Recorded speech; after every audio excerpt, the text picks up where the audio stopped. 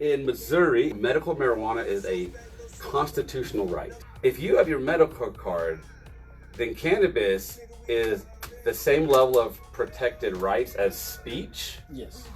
religion, guns. I mean, that's the level that we've decided to vote it in at. But yeah, But we don't want you to go to jail either. So like, let's just do it the right way. do it the right way. I mean, it's how not hard that is it to get your card in Missouri? Do you Not know how? hard at all. Not hard at all. It's not. They think it's too easy to get your card. There's a few things that cops can ask. You know what? You know what they can ask you? Chief Fagan up in Raleigh said, you can ask them if they have their card. They're required to produce their card, and then you can tell them to have a good day. Because once they provide that card, that should make a switch in law enforcement's brain, right? And they ask you, do you have any cannabis on you?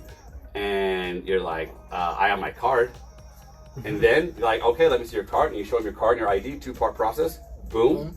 And then they say, okay, hey, think you have a good day. Yeah. Because all of a sudden, you went from being a bust or a potential bust or a criminal, you went from being a criminal to a normal person driving down the road that happened to have some weed in them.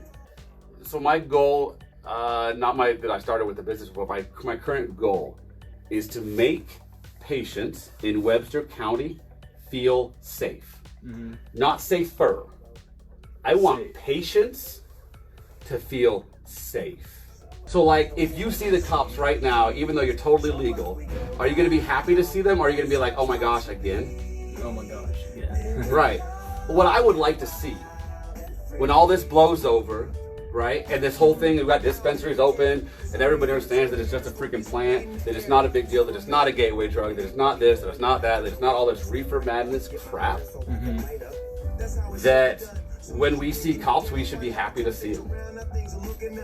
Right? I want to be able to see a cop and be like, hey, what's up, man? How you doing? I think they don't understand where you're coming from. So now, if they see this now, they know what the situation is. They'll get tired of us calling. There's 25,000 of us. They're going to get tired of us calling. And unfortunately, that seems to be the only way to do it. When you frustrate them enough into action, that's how we motivate our government these days. We just annoy them until they finally begrudgingly follow the law. This is a constitutional right. Yeah.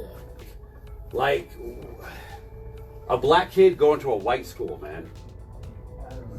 Who was there with the fire hoses?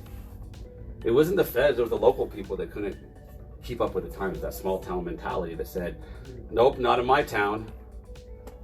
But I'm here to tell you that now you're messing with our rights. Yeah, it's already voted in. It's our constitution. Yeah, if you didn't like it, you should have fought against it. You should have worked harder. Like you voted for it. You should have voted for it. I had some people that against it. I had some people like, well, I voted for this law, but I don't like the way you're doing it. I was like, what do you mean I'm doing it?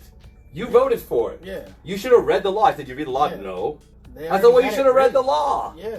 It's not my fault that we voted in a freaking amazing law that gives patients so many rights and so many protections that we're nearly invincible when it comes to police harassment. It's not my fault that we did that. It's the 66% of the people that voted for it. Yeah.